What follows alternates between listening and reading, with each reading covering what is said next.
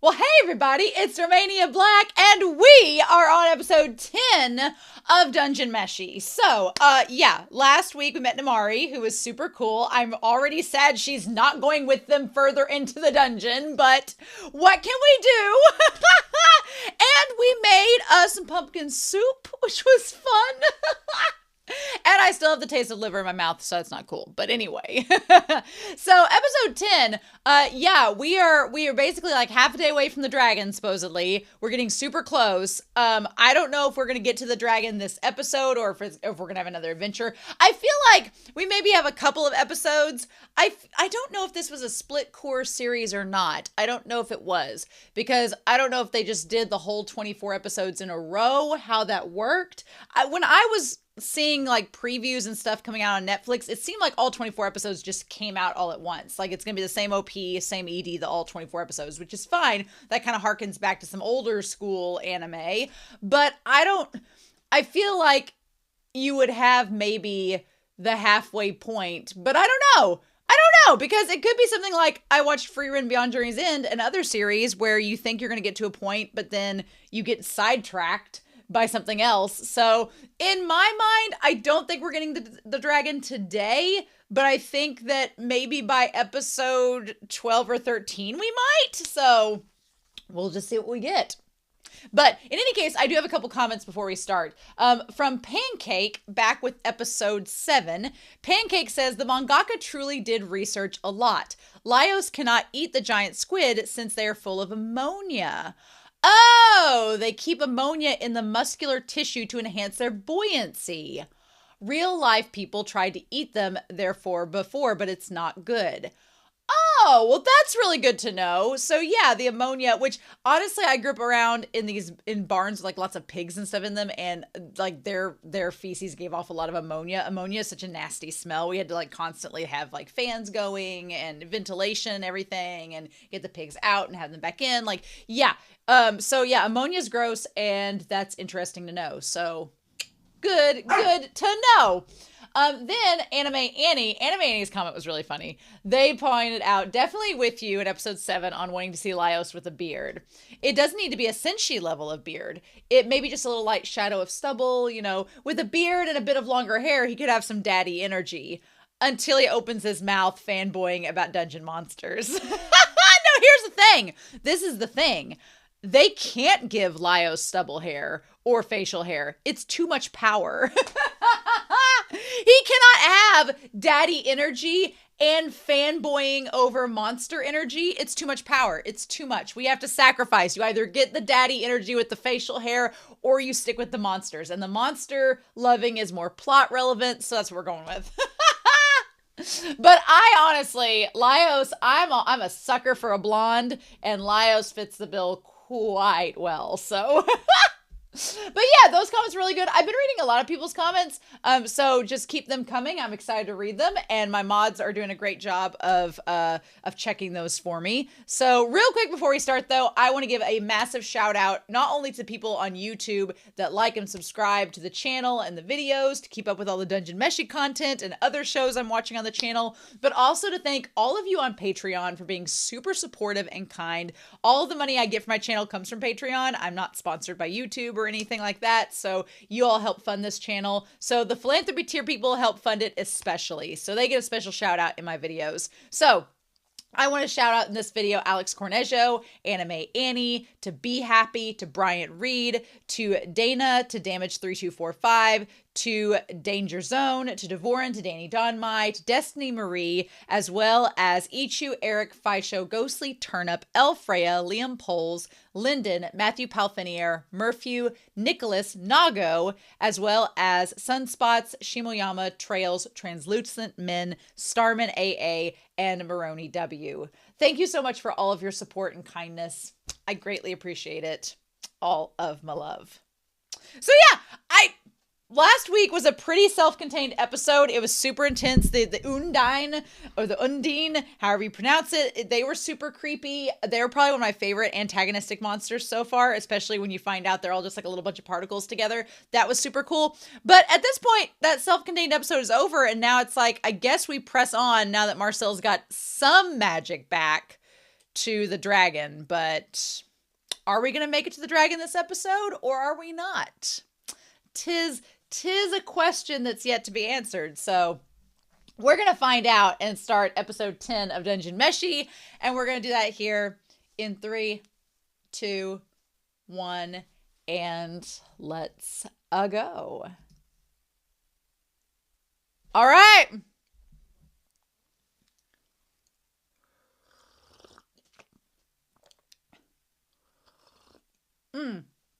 Something else too. We saw the elves coming in on boats, and there was the boats there with Marcille. So that's something to note, maybe with the world building to keep track of. Also, another thing. Thank you, Edgar, because my internet is still out. And Edgar has been super helpful in getting me these episodes to watch. So I'm super appreciative. I'm actually going to make sure that my audio is on the right track. Okay. Subtitles are on. We don't want Latin American, though. So glad I checked that. Do you want Spanish? No. I took 3 semesters of Spanish, and I know like 6 words because it's been a long time and I never use it. One thing I am curious about is that the elves, like in all of these things in Marcille, they don't have like the orange skin like the one elf. So I don't know if that's like elves mixing with human genetics or how that works. So, but I'm gonna wait and see if the world building gives us anything with that. So we'll see. We're gonna hope these subtitles are okay. Maybe.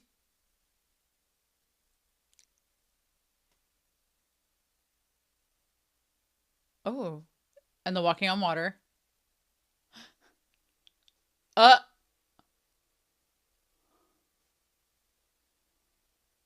Okay. F5B. Ooh. Well, that's terrifying. Oh my god, and we just had tentacles last week. Oh. Oh. Right. Lios is being very diplomatic. That's right, Kinsuke.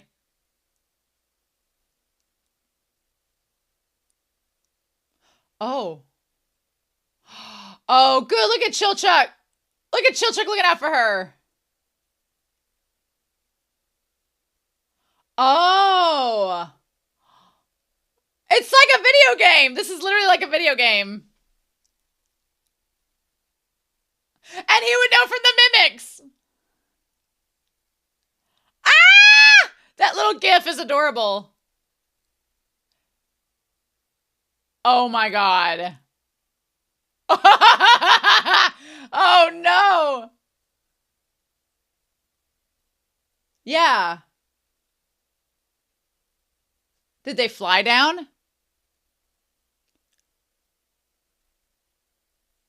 Oh! Not Kinsuke! Oh! Oh, he said that! A frog! No!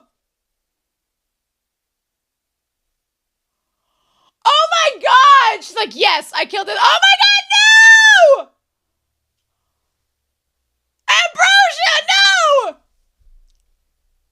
Are we having frog legs this week on the channel? No! Don't take the axe! Chilchuck, what we're gonna do?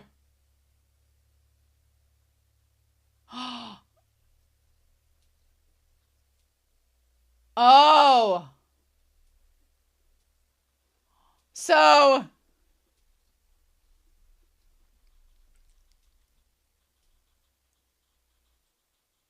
Right. You got gloves, but damn, they're fingerless.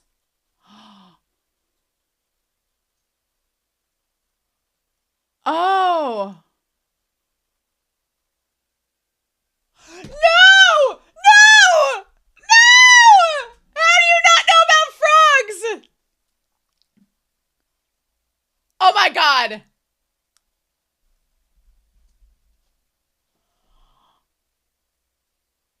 my god!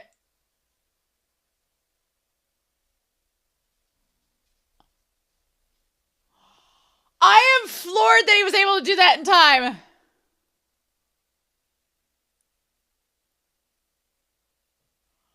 Oh my god. Clever girl. Ah! Ah!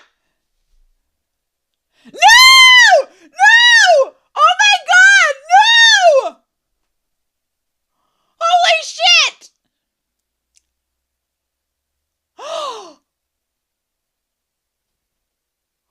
Oh my god! Oh.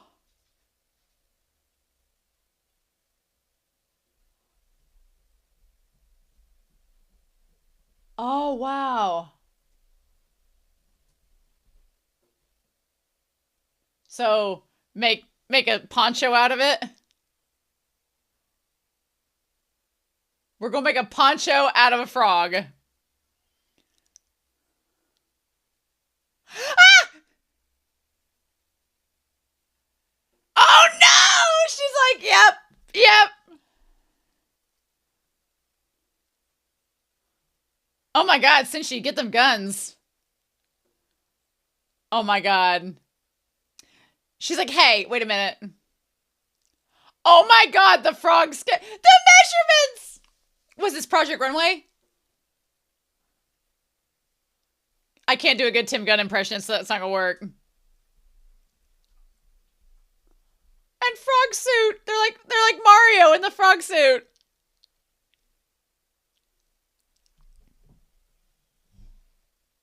One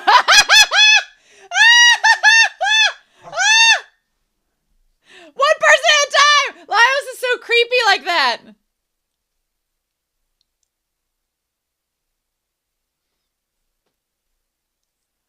Oh my god, that's what you went with?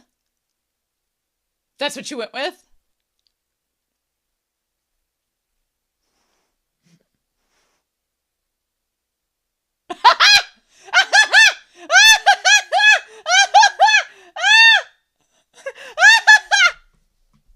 Why does Chilchuck look like Pickle Frog Chilchuck? Why does he look like a sausage? Oh my god! That's adorable! I'd be more freaked out being in the frog suit than I would be amongst the tentacles. Eating the frog legs! Oh my god! Ambrosia!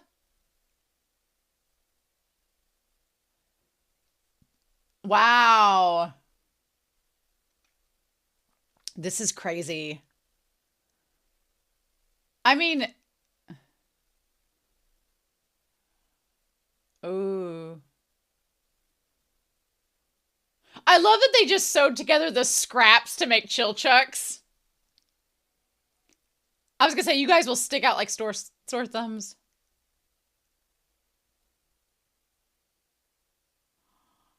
Oh. Oh my god. Oh my god.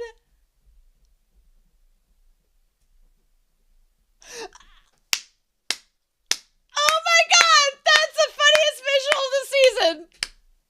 I have to fight in front of my lover in a frog suit?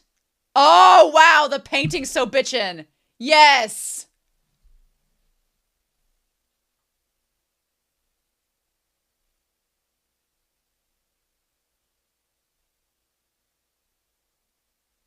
Interesting. Him going through the paintings are interesting. The Lord of the Island?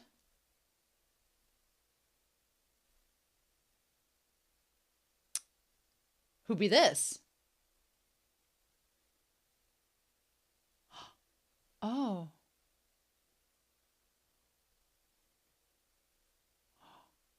Ooh. Hmm.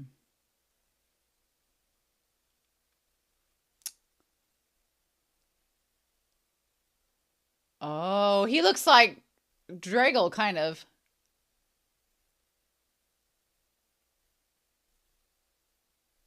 Hmm.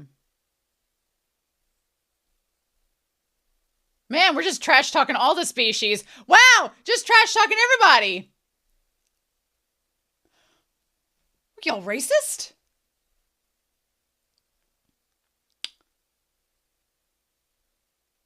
Uh-huh.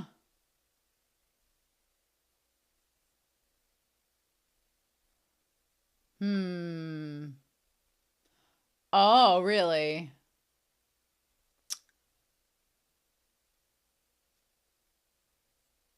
Right. Oh, well, at least he says that.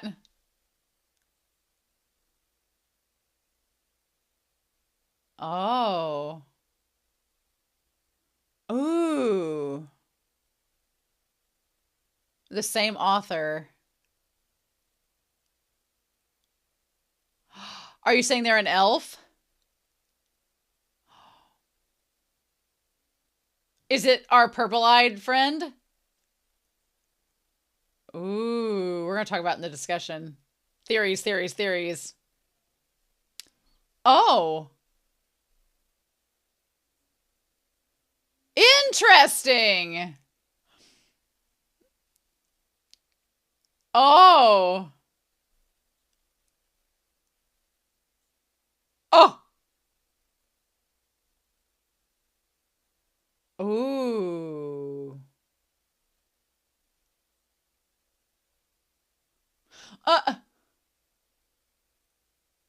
I mean, beyond the third floor?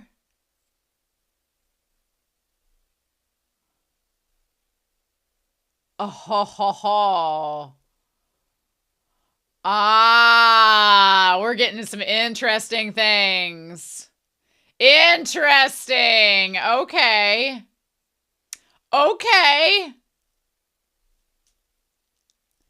I mean, oh, wow.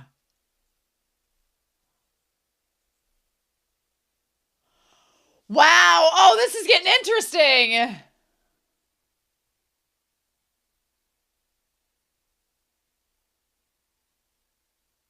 Seems like you're running the show there, Mr. Gnome.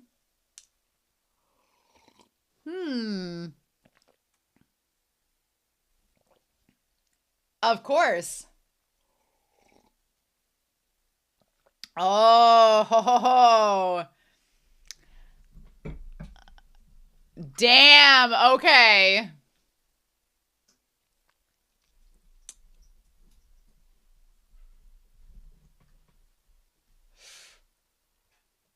This is so fascinating. I'm down for all this.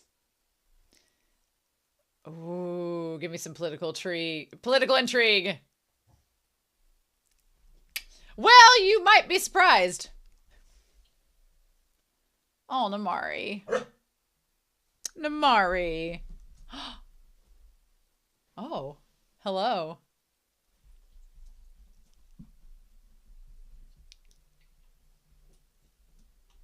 Tansu, that's his name. I keep forgetting his name.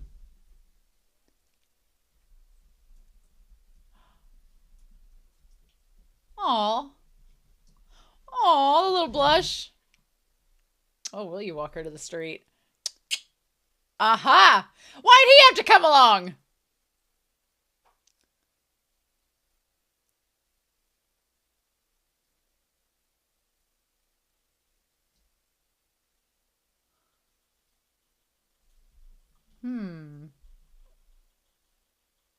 What errand we running? Oh. Cool. There's a resurrection office.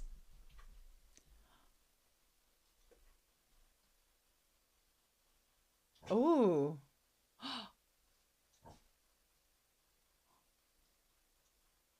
Oh. Teens in her 40s? At most. Oh. Okay. So she's still down there. Ooh.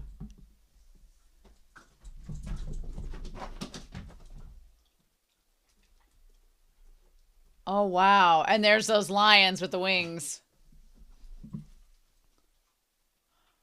Ooh. Creepy. It's like a ghost town. We're getting some Hotel California vibes. Okay. Yeah. Oof. And all the blood.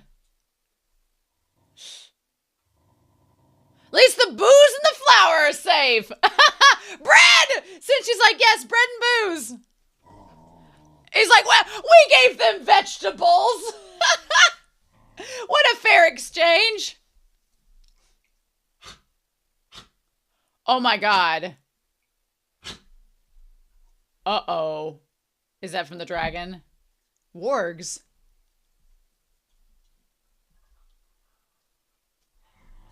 Oh. Ooh.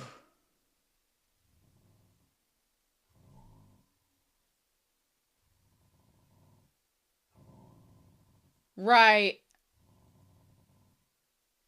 Yeah, so...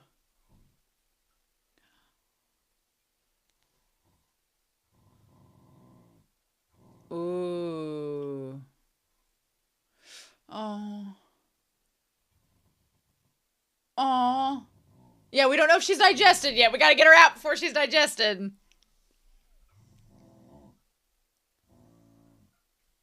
Three of us. Ah! Oh my god. Oh. Since she's like, oh, he wasn't fighting at all? Oh, so have they? Oh. And that's like the one from the ED. Oh. Since she's like, we don't have any of those things now.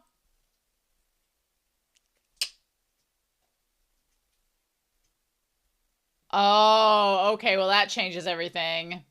That changes a lot of things, actually. Oh. Maybe Marcel's been hanging out in the underside of the neck, just waiting for them to show up this whole time. Oh. Oh. See that? Oh. Yeah. Yeah. That's the problem. Oh, cool. That's really neat the way they did that. No. Oh, don't sell yourself short. Hmm.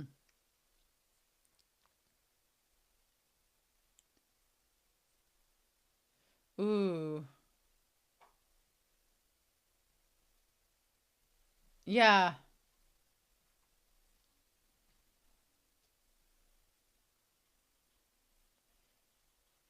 I don't think they're even at the point they have to worry about a Leroy Jenkins. They seem pretty screwed.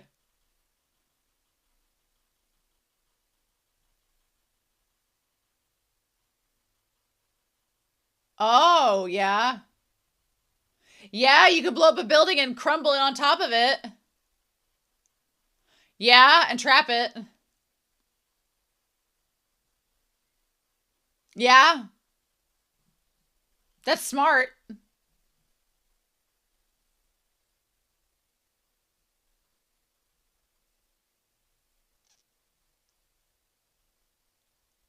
Ooh, yeah.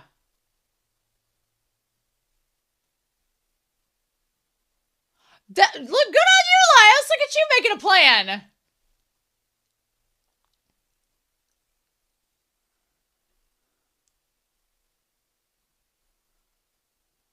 Yeah. Maybe Falin is in. Why do you keep thinking about animals mating? What is with you, Lios? adamant. Yeah.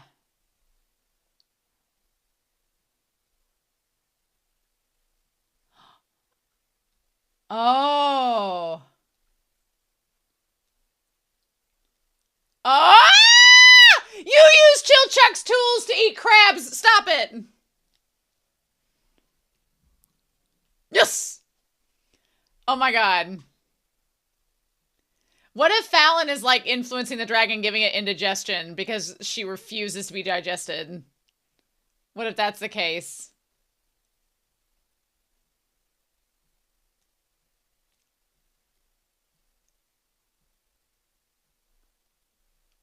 Oh. I'm making bread, bitch! We're gonna need these carbs. We're gonna need all the carbs we can get. Yes! There we go. I was gonna bring that up in the discussion. Good job, Lios. I humbly took some from the pantry. Save it for later. No hangovers. Oh, what are we making? Oh!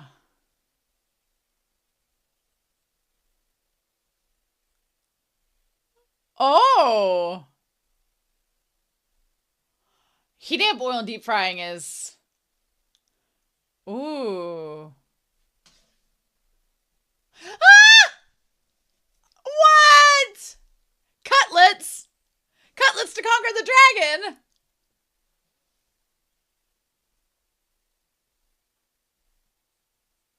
Oh.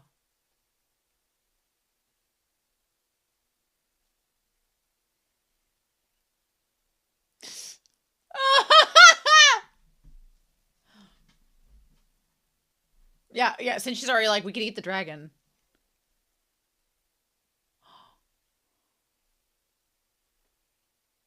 Oh. His big full cheeks! His little big full cheeks! Don't sound like this like it's the last time we'll see you all. Chilchuck's like, what? We're not gonna be together for the rest of the season, right?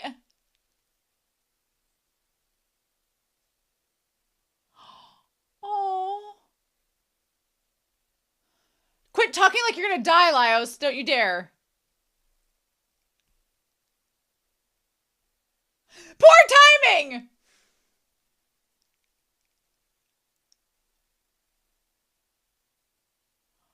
Oh my god, really? Now? Now? Oh my god. Oh! Oh, we're here.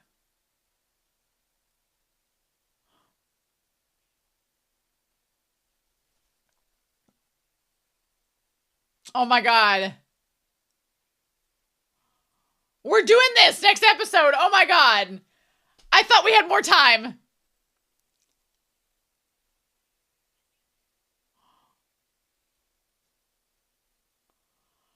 I thought we had more time. Oh my god. Okay.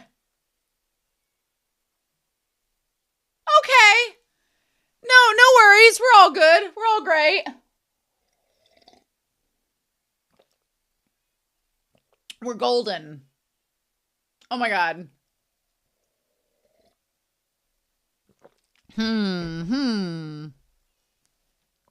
Well, about that.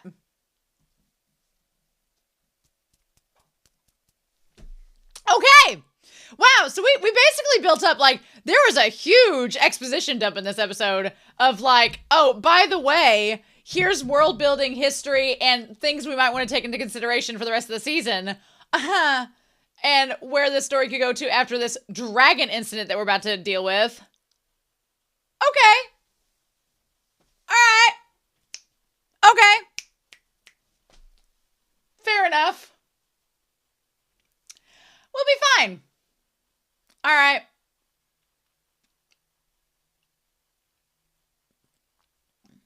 Again, yeah, the Lord of the Island kind of has like the same hair color and skin tone as Falin and Lios. Don't think that's by coincidence. We'll see.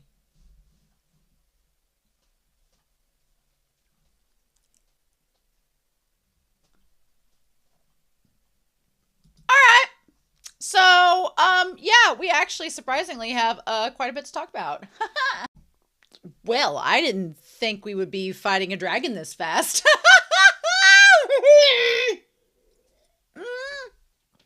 I thought we at least had another episode. I thought we at least had another episode or something was going to happen.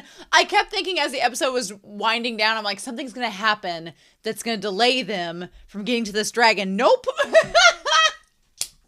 So we actually got quite a bit of exposition in this episode. And honestly, the episode is really smart. The creator is really smart because at this point, we started out this journey. The whole point of us going into said dungeon was to rescue Falin from the dragon and to possibly get her body back to resurrect her and do all that, or at least to get enough of her back that has part of her soul in her, or however this magic works, and to be able to get her back so she's not digested and to go that route. So that was kind of, although now that they've mentioned in the episode the idea that you can't die, what do we do with that? So last episode, Tansu, whose name escapes me constantly, is the gnome, and he right now is tracking down. His whole thing is that he wants to track the spell of immortality.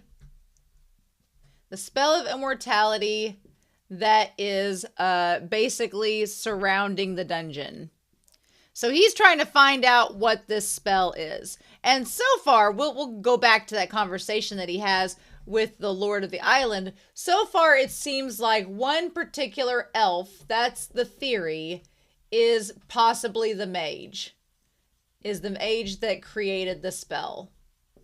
Now, I have theories about that, and we're going to tie to that because I got some theories going on with how this is going on. Some time travel nonsense that's all looping back around, but we'll get to that. So, of course, the gnome thinks that some elf mage created the spell, and there's a bunch of other stuff that's surrounding it that we'll talk about when we get back with the episode, because there's stuff with elves and dwarves. I'm thinking of Gimli and Legolas and Lord of the Rings. Lots of fun stuff going on. And I know that Lord of the Rings is not the only. I am not a connoisseur. I was talking to Anime Annie in the comments. I am not a connoisseur of the fantasy genre like a lot of people watching this show probably are. So I know about Dungeons and Dragons. I know about Final Fantasy. I know about RPGs. I know about the role playing. I know about the party system. I know enough, but I don't know a lot. And so where I get a lot of my influence is like Lord of the Rings and that kind of like fantasy from that series, because that's what I know. So I'm just going to go with what I know. But we get the idea that possibly that your soul is chained to your body and cannot technically leave the dungeon. So that's why the resurrection magic works to begin with. As long as they find your body, your soul is chained to it, and they can just resurrect. They can basically just heal you and you go back to life. That's kind of where we're at. So we're going to talk about that in the episode itself. But what I think the creator is really smart about is that at this point, we're about halfway through the season. Now, here's what I know about the series as a whole. And I could be wrong, and I don't want y'all to correct me. So let me wallow in my ignorance until the series proves me wrong. But I think we're only going to have 2 seasons of the anime. It's this season and next season. Because I do know the manga is finished. That's one of the reasons I was excited about this series. I was like, oh, it's done. I can watch the whole thing once it's animated. There's not like an ongoing manga. So I feel like it's just this season and next season are our 4 parts, right? If you technically split it up into 2 cores, you have 1 core, 2 core for season 1, 1 core, 2 core for season 2. So in a Japanese narrative, the style is sometimes, not always, like in Western narratives, it's usually like the 3-act structure. You have beginning, middle, and end. When I was doing the series Monster, which you should watch on the channel, such a classic show, we were talking about how Monster kind of follows like a 4-act structure, which is very typical in Japanese literature, where you have Act 1 is the introduction of the characters, who they are, the introduction of the world building, the conflicts, everything else. Act 2 is all of that getting put into motion. Act 3 is the twist and like all the extra crazy stuff. And then Act 4 is the build to the resolution and building from the climax. So I feel if it is true that Dungeon Meshi is going to be this season of 24 episodes and another season of 24 episodes, then following the 4-act structure, you could split it conveniently into 4 12-episode parts. And part 1, as it seems right now, I could be wrong. The show could completely take my theories and go, ha ha ha ha, nope, and throw them out the window. But where I'm at now, I kind of think it would be smart from the mangaka standpoint, as in the first 12 episodes, next episode we're getting the dragon and the battle with that, and the 12th episode could round out the first act, where we find Falin and what has happened with her, how this whole dragon thing's gone about. But you have your first 12 episodes where we've introduced the characters, we've gotten them, and the way that Lios gives that campfire story kind of leads you to believe that, where it feels like, oh, we're wrapping up part 1. The first act is about to be over. We've all come this far, and now we're going to go face the dragon. Like, it felt very much like the ending of an act. And that's going to be this coming episode. And then episode 12 could be like the aftermath, and what do we do? Or episode 11 can end in a cliffhanger and episode 12 resolves that. So we'll see where that goes. But I feel like that's what's going to happen. But the mangaka has been very smart, like I said, of using this episode to give us where do we go next material. So after we get to the conclusion of Falin's fate and the dragon, where do we go next? And the answer could be, we're finding about this magic spell and figuring out like, okay, what about the mage and what's beyond the 5th floor? It doesn't seem like the 5th floor people have gone. It feels like everybody went up from the 5th floor, towards the surface. Nobody went down deeper into the dungeon. So how deeper does it go? What do we do with that? And that seems like what we could be building towards. So I think that's smart because it gives us a place to go to in the second act of, okay, dragon's defeated. What do we do now? And that's kind of really a cool subversion, because when in the first episode of this series, I honestly thought that the dragon was going to be like a late game thing. Like we weren't going to get to the dragon till like much later in the series. But then as a couple episodes went by, I was like, oh, we might get to it sooner than I thought. And we're already here. So I've got a lot of theories from this episode that are probably going to be wrong, but I'm going to share them with you all as we go through this. So I like that we get everybody's using the little walking spell, and we get to the tentacles in the tentacles and all the stuff going on up there. Now, here's the fun thing is that the orcs getting through from there and seeing all the tentacles and everything, and they're all sitting there wondering, like, how do we manage to get through this? How did the orcs get through this? I would not have been surprised if the orcs skinned themselves some frogs. I don't think they'd be above that. I think that they'd be resourceful and would know what to do. I feel like that seems like the most obvious thing. Also, I love that both Lios and Marcille have names for their weapons. It's Kinsuke and Ambrosia. Should we start a new ship of Kinsuke and Ambrosia? Can they be in a ship together? I do not ship Marcille and Lios in the slightest, but I think Kinsuke and Ambrosia could be. But yeah, the humor of this episode was so damn good. Like when Lios gets 5 feet and he's like, man, we really made a lot of progress. And it was just 5 feet is all they'd traveled. And he was like, okay. The humor, there were so many little moments in this episode I want to take a screenshot of. The expressions, the humor, so damn funny. Also, for Chilchuck, for all he says that he's just here to do a job, for all he says is that he doesn't care about the team, him pulling Marcille back and being like, hey, don't get hurt. We see you. We see you. We see you, Chilchuck, and how you care about her. Mm-hmm.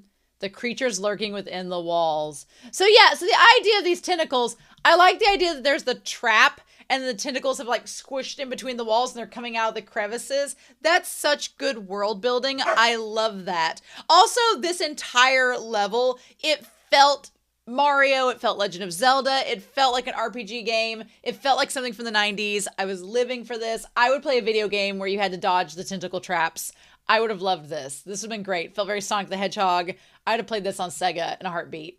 And I do love the idea of this concept of organic mixing with mechanics. So you have the mechanical traps of the dungeon, but all of the organic matter is kind of seeped back into nature and like taken over the metal constructions, like over the gears and everything. That's so freaking cool. I love that. I'm a big fan of abandoned theme parks and photographers that have gone back to like abandoned theme parks and taken photographs of how nature like reclaims.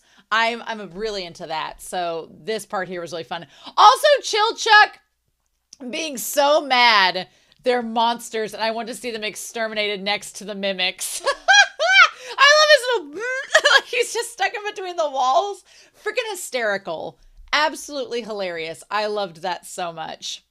So yeah, Lios like there, we made some good progress, and it was literally 5 feet. Bless his heart. But yeah, so these frogs show up. Also, the frogs were insanely well animated. They were giving me Velociraptor Jurassic Park vibes, especially when the one watches Marcille and them trying to spring the trap and its little eye blinks. It's like, clever girl. And then just tries to eat. It just eats Chilchuck. That felt like a Jurassic Park reference.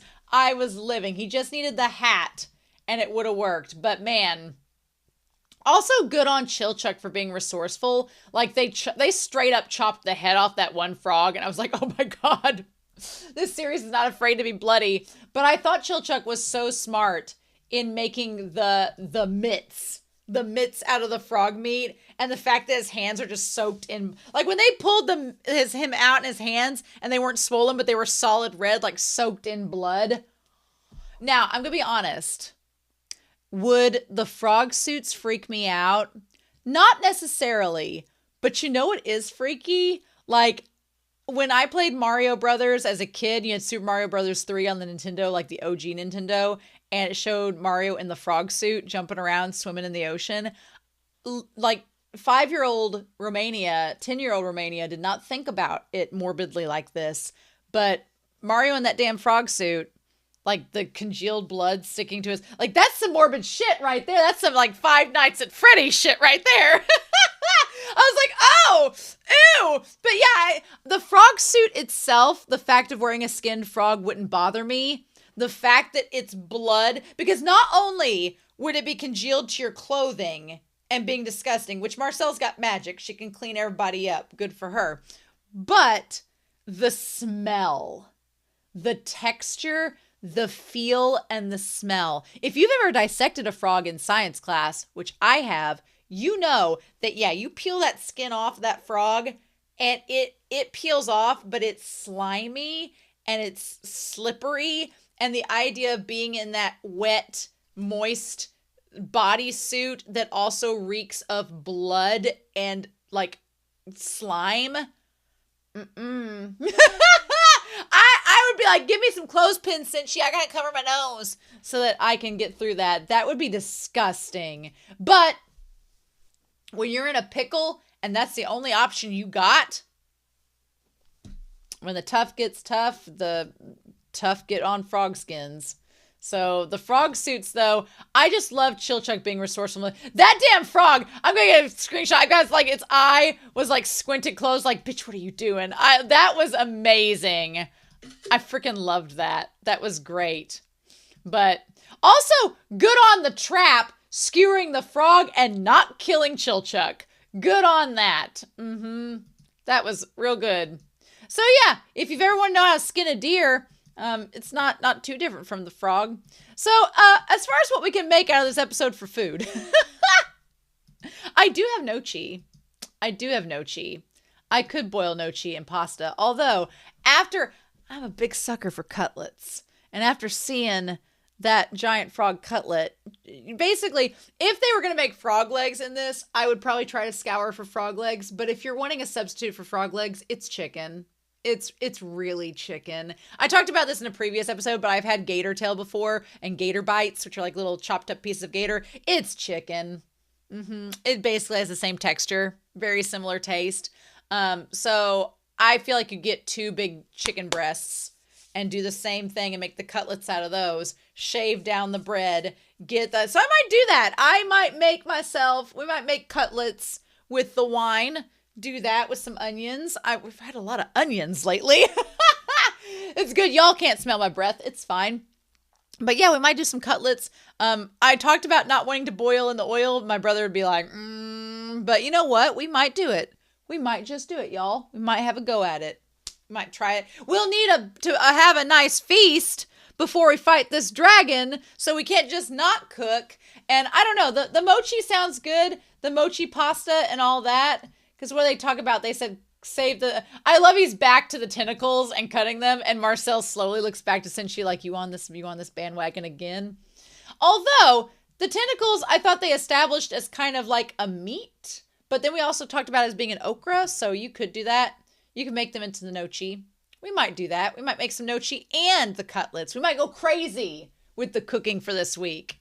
The frog suits are hilarious. One thing I want to make note of, they made the 3 suits. If you look, there's the one for Cinchi, there's the one for Lios, and the one for Marcille. They had to kill 3 frogs. But then I love Lios becomes Tim Gunn, takes the measurements. And then I love the bits that Chilchuck's like, look, I'm the smallest. So I love that he's just like in this little sausage case that is a mishmash of all the leftover frog parts. That is so funny and clever and hilarious. And I love it. I think it's hysterical. So yeah, you just heat olive oil and garlic and hot pepper in a pan. Sure. Then you add in the thigh meat and you saute them together. We can do that. And so then, yeah, I love that they're like, it's done. Tentacles, nochi, pasta, and the frog suit. So yeah, they're doing the frog meat right now. It's fine. Now that they just chopped up the frog meat and made it into little parts and put it with the pasta. So we'll see how that goes. I'm gonna have a little bit. I'm recording this a little bit ahead, so I have some time to think about what I want to cook. So we'll see about that. We'll see how that goes. Indeed. But yeah, I just love that Marcelle's like, I was so busy trying to figure out which of you to yell at. I didn't yell at either of you. And now you both have everything done. I love Lios is like, here you go. Come on, give it a try. Give it a bite. And she's like, the food's not the concern right now. It's the damn frog suit. And I love that Lios later is like, I should have let it dry out more. It's like, oh my God. And she's like, who knows if they're safe or not. I also love the idea of the 3 of them conversing together. In my head, I was imagining, okay, if Marcille had backed out and gone back to the surface, these 3 goons would be stuck together in a dungeon. But also, glad Marcille came too, because those 3 couldn't have faced the dragon. No way. I like that Lios is like, why, you'll look very cute in it, Marcille.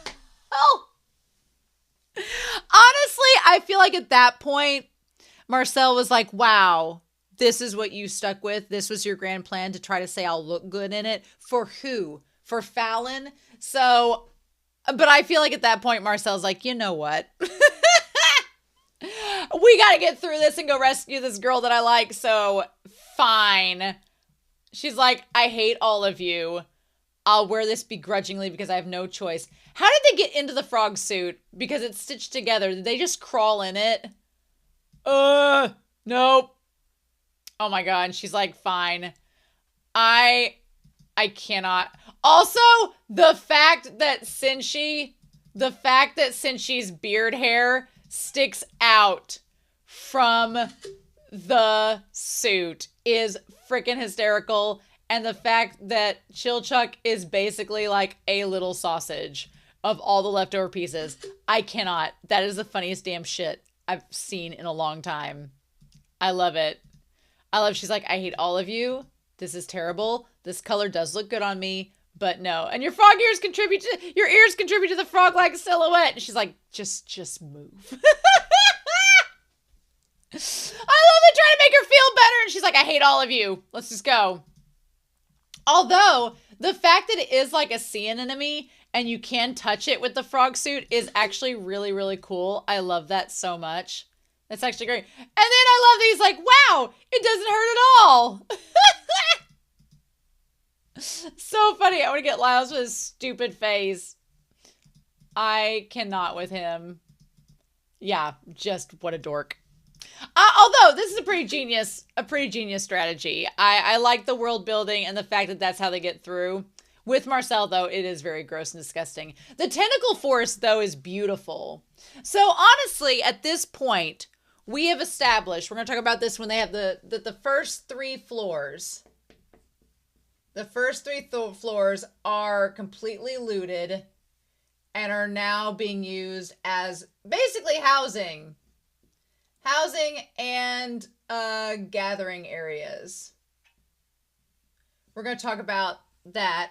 And we know that the 4th floor is where there's a lot of danger. It's kind of a dangerous route. And then the 5th floor, where the castle is kind of at this point where the dragon is. So nobody's there. And from the 6th floor on is a big old mystery. We don't know about that one.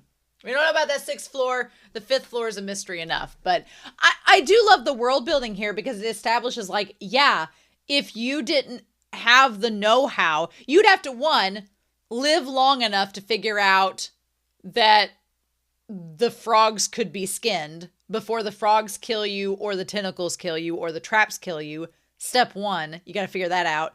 2, step 2 is you got to kill the frogs, which is a task in itself. Step 3 is you had to come with the equipment to skin the frogs.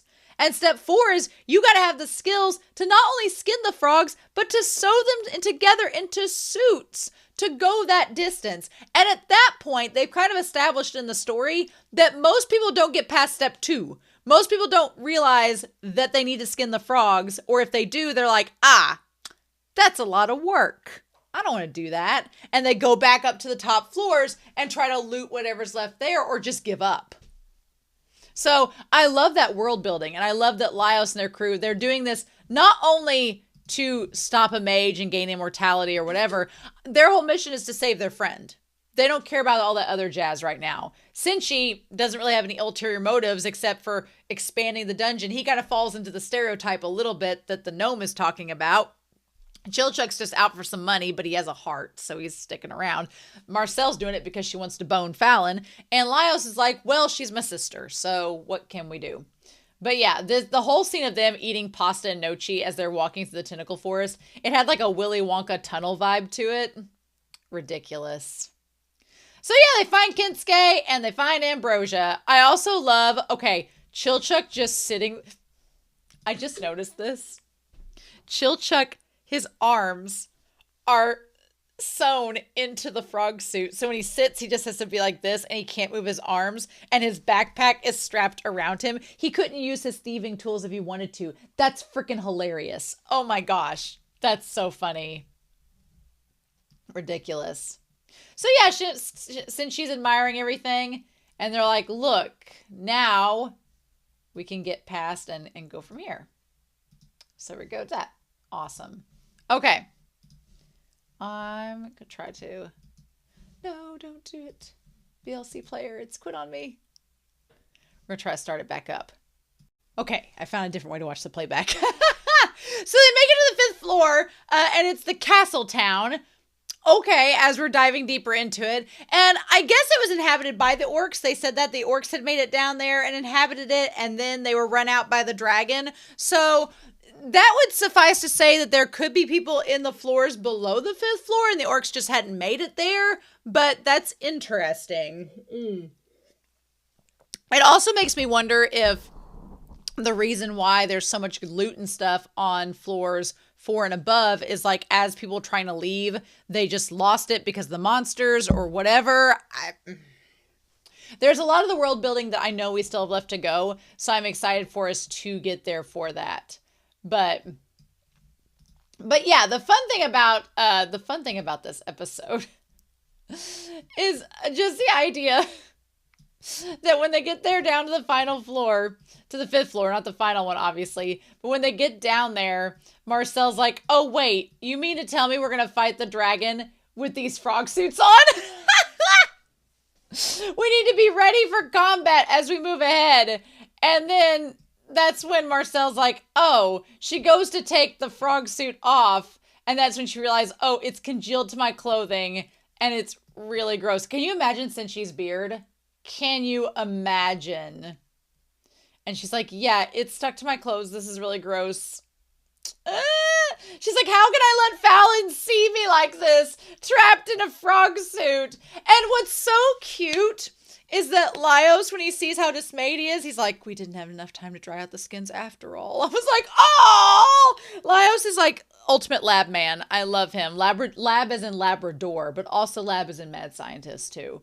So I love these, like, oh, I'm so sorry. And she's like, how am I supposed to reunite with Falin like this? That's so freaking hilarious. I love she's just shaking him, and he's so dismayed, and Chilchuck and Cinchi are like... The expressions are so funny in this episode. I love it so much. But anyway, so we go back. The idea of them going through the paintings, hell yes. Love it. Love the callback to episode 6 or episode 5. I guess it was episode 6. Love the callback. Love them coming through the paintings. That's so freaking cool. Good on you. Good on you, Tansu. And then poor Namari's like, I don't like traveling through these paintings. I am sick.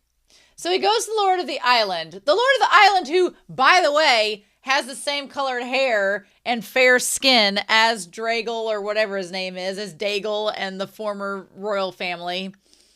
And as well, coincidentally, as Lios and Falin. No big deal. No big deal. I wouldn't be surprised if they're related. I wouldn't be surprised if Falin and Lios are related to one of these lords and they're actually like half royalty. I would not be surprised at all. I would be surprised if they're descendants of the royal family on the island. Would not be surprised at all. And so we're going to get into that with this. So the most concerning thing, also they got like a little baby pig on a spigot there in front of them, which is interesting. The most concerning thing, according to Tansu, is that it's become a rough place. All the treasures down to the 3rd basement floor have been completely looted. They've been plundered.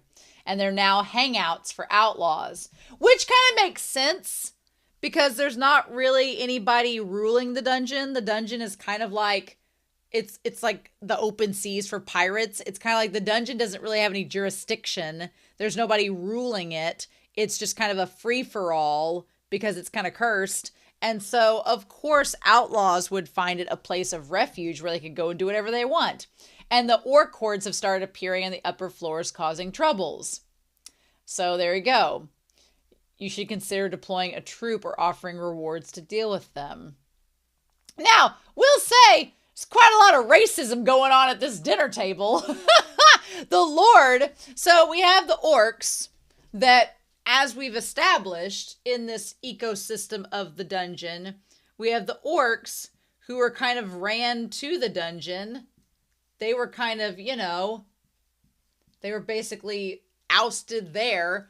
And now you're like, oh, you're mad that you moved them there because you've like taken them from their land and now they're causing trouble, so that's a bother to you? Gee willikers. But yeah, he's like, I wonder where the orcs entered from. And that's where Tansu says they could have been some old dwarf mines that could be connected to the dungeon. Orcs tend to inhabit such passages, which to me kind of establishes like what Cinchi was talking about, where it's this ecosystem of, oh, we made all these passages along the way in the mines and through the dungeon, so we're not inhabiting them. You go right ahead. And then the one guy, the Lord of the Island, he's like, dwarves, huh? He's like, how abominable. I'm like, what do we got against the dwarves? I was like, Tansu had one in his party just now. We didn't say anything bad about Namari. So we have some prejudice against the dwarves, and they're mining, as one does in a medieval fantasy story, where he's like, they're like moles. No matter how you seal off their passages, they keep making more. Now, that's quite offensive because I hate moles. What a terrible thing to be referenced to. Moles tear up my entire yard. I hate it. So it's like, no, they keep making more. A long time ago, the elves and dwarves divided into the east and west divided the east into the east and west in conflict. So basically, I love the dwarves are portrayed as they normally usually are, stereotypically, with axes and like the antlers and being like of the earth, very grungy. And then you have the elves that have the books and the philosophy and the ethereal fairies and the kind of like the very stereotypical, right?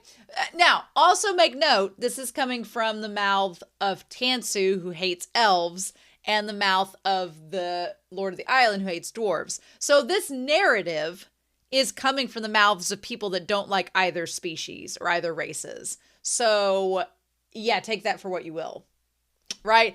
Am I saying that they could be unreliable narrators? I could be saying that. But then we have the dwarves and we have the elves. And the elves that we establish have their thing towards magic, which connects with like Cinchi and Marcille being on different wavelengths. So basically, they talked about how it divided the East and the West into conflict based on their own interests of the island. So we're on an island. That's good to know. And they say the dwarves hid in these lands and waited for the arrival of the elves, who came by boat, which we saw too, which is a very Lord of the Rings coded thing. Like this bacon and butter. Even after the war, they continue to dig tunnels, eventually swallowing the golden city and turning it into a dungeon. Okay, so we just, in that one sentence, got a bunch of lore. So we got the elves and the dwarves had a conflict. There was a war. There was a war that happened. And then it said that the dwarves, their minds swallowed the city and turned it into the dungeon, the golden city. Okay. All right. Supposedly, allegedly. The bacon on top of this bread and butter, I tell you. I hear surviving dwarves are responsible for the dungeon's ongoing expansion. Well, that wouldn't surprise me, because Cinchi's all about expanding. And Cinchi's not really about expanding the dungeon necessarily, but he is about sustaining it and about making it sure that the ecosystem isn't harmed. So I would not be surprised if that were the case. The rumor cannot be trusted. Okay, I do like that at least Tansu's like, well, that's just a rumor. We don't know if it's fact or not. Anyway, he's like, well, let's not worry about the dwarves. He's like, I've employed one, so I don't really want to talk about it. He's like, I feel uncomfortable. So let's just shift to the elves. Those darn elves, right? Am I right? He's like, here's the magic circle that I copied. It's an elvish like all the others. And based on the handwriting, the author is likely the same individual. That part I find interesting, that there's no traces of anyone else tampering with it. So they think, Tansu's theory is that the mage that created the spell that has encompassed the entire dungeon, the immortality spell, is an elf. Okay. All right. I kind of like the idea, though, that it's developing this ecosystem of the dungeon where the dwarves expanded it, the elves put magic around it, the orcs are driven to it for sanctuary. It's creating its own ecosystem, which is kind of fascinating to me. But he's like, no one else has tampered with it. The lord of the dungeon, the lunatic magician, is certainly the one who made it. Now, I'm just spitballing theories based on what we've seen. But, if you have we had a character so far that is an elf that also looks like they've been driven to lunacy, that lost people they cared about, and so they would possibly be obsessed with creating a spell that would make everyone's souls bind to their bodies and thus be immortal inside of this dungeon, which they called their home as a castle for centuries? Why, yes, we have met a character like that. It's that damn purple-eyed elf. Yes. So is it possible that the elf from the paintings, which seem to be around the origin of the Golden City, is it possible that that elf becomes the mage that casts the spell? Yeah, it could very well be them. Now, it could very well not be them, but I'm not going to rule out that possibility, because that seems like you've got elf, you've got witness death, would possibly want an immortality spell to be cast, would be driven crazy. The humor, the crazy plot twist would be if that elf, if for some reason we come to find out that the descendants of Dagal, the descendants of the king, if they turned out to be Lios and Falin, and it's like a time traveler conundrum where Lios went back in the painting, saw all of this craziness with the king and the murders go down. The elf saw Lios in the paintings and thought it was that he was the murderer. And then years later we find out, no, Lios is the murderer. He's related to the king and whatever. That'd be a twist. That'd be crazy.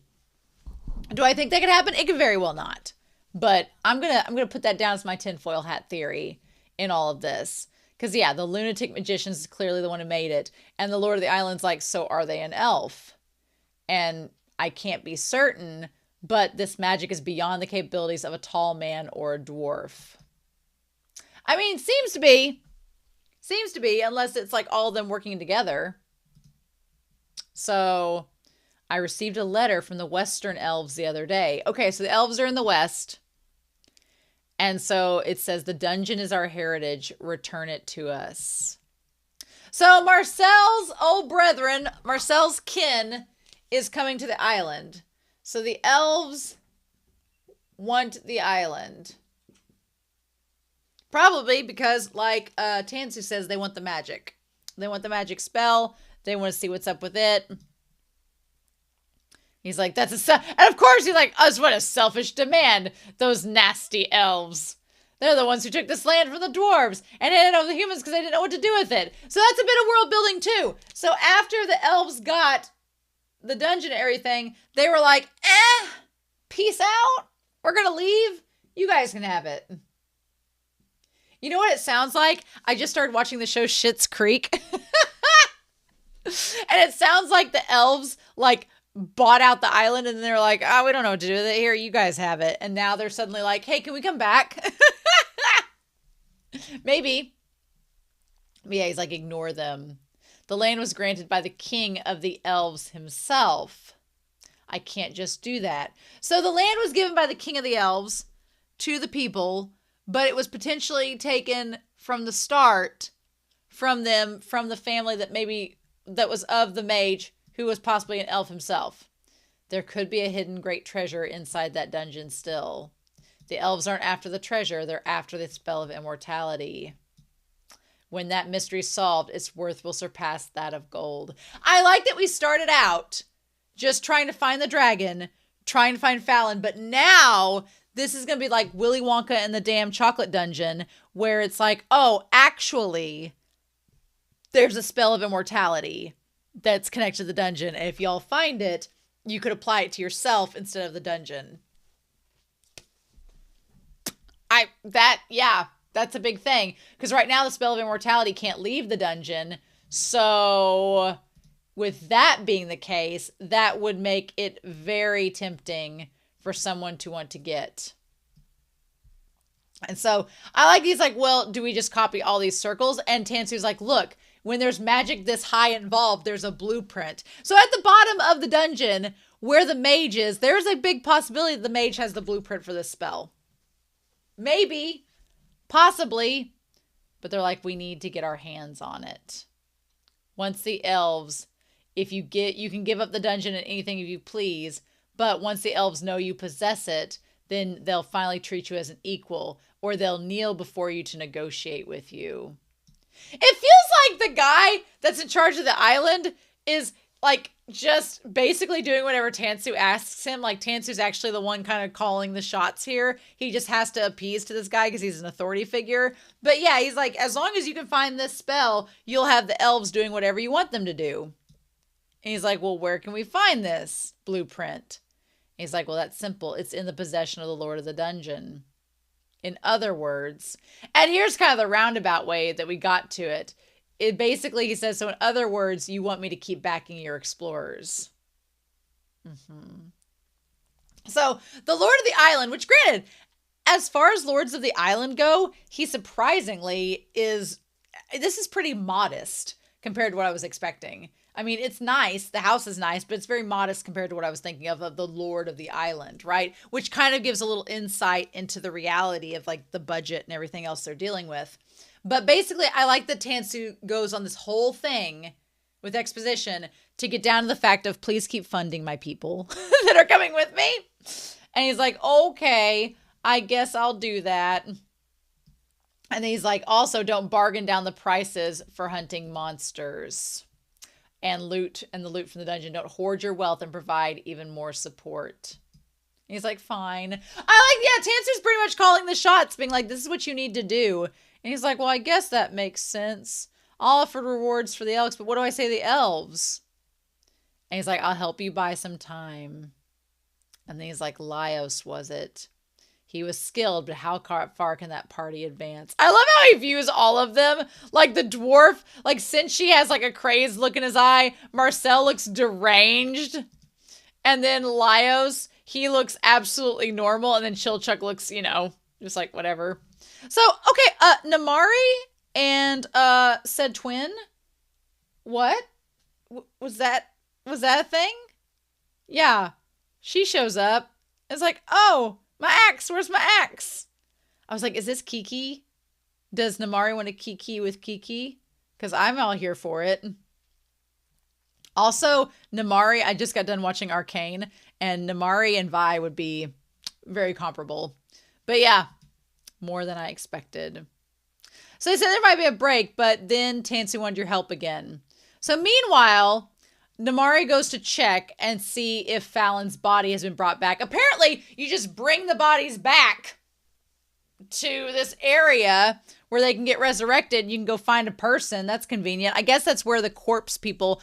That must be, okay, to connect the dots, when the corpse retrievers go through the dungeon and find the bodies, they bring them back to this place, like a lost and found.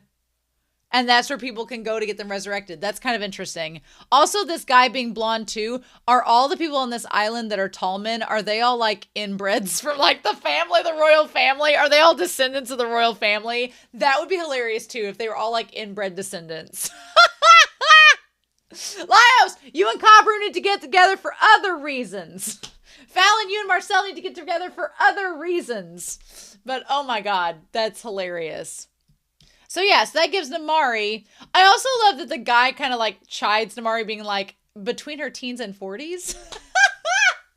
I too can relate to Falin by looking, I don't look in my teens, by looking in between my mid 20s and 40s. You should get your eyes checked, which is funny.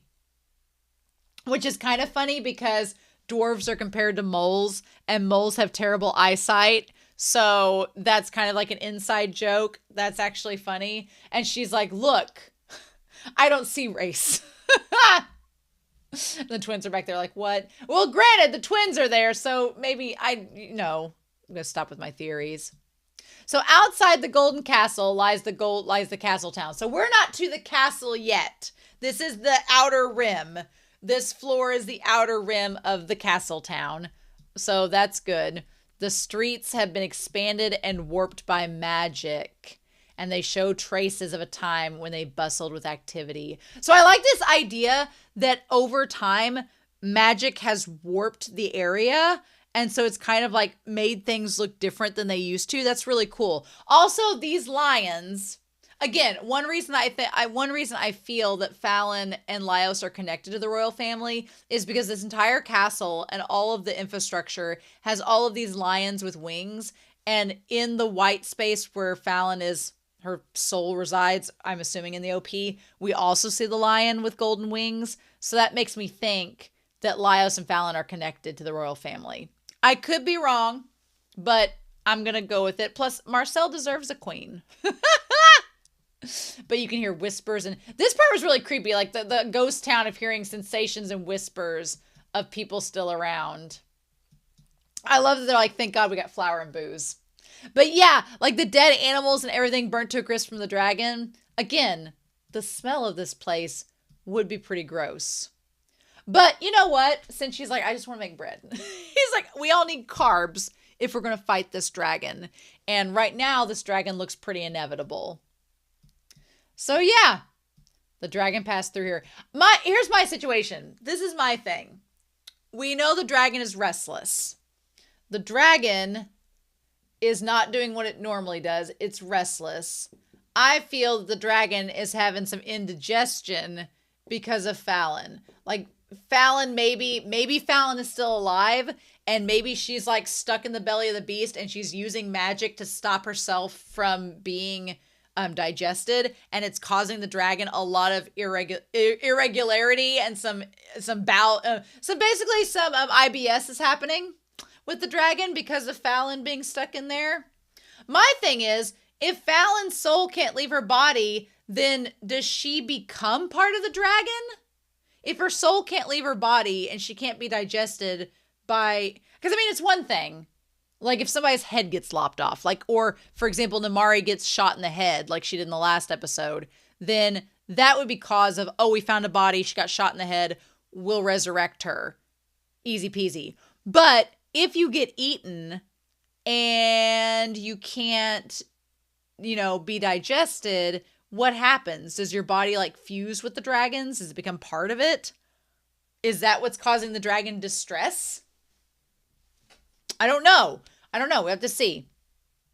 We did see some burnt bodies though. So like those bodies were not digested necessarily. It was kind of like, okay, it's kind of like a chemical reaction versus a chemical change. Does that make sense? If I'm going back to like grade school science, your chemical reaction is when like fire roasts a body. The body changes, right? The body is affected by this reaction from this outside force. Or, for example, like if you pour water onto ice, or I'm trying to think of a good example of it, but then a chemical change is when something integrates into something else and becomes affected by it. So, for example, like the tentacle touching the skin causes a reaction. It causes two surfaces connect with one another and they have a reaction occur. Well, if you're making coffee, for example, water plus the coffee plus heat causes them to fuse to make coffee. So if Falin is trying to be dissolved and digested by this dragon and she's using magic and incorporating it, then will that cause a chemical change within the dragon that's along those lines? I don't know. I wanted to see the full dragon by the end of this episode, but I don't know if we got the full picture of the dragon. They just teased it, maybe. So they're like, do you think we could defeat it with our current strength? And then when Chilchuck says, but taking on the dragon with the three of you is going to be tough. And the three of them are like, wait, what? Yeah, and Chilchuck's like, I didn't say I was helping. I'm just here, to get you here. I'm not fighting the dragon. Chilchuck. And we know since she's not a fighter, he's a foodie, not a fighter, right? My only job was to get you here. And then I like that Marcelle's like, we know that. We're not blaming. I like that they both don't try to like encourage Chilchuck to fight the dragon. They're like, we know that you were just getting her here. It's fine. So then since she asks the very important question, have you defeated dragons in the past? Have you done that?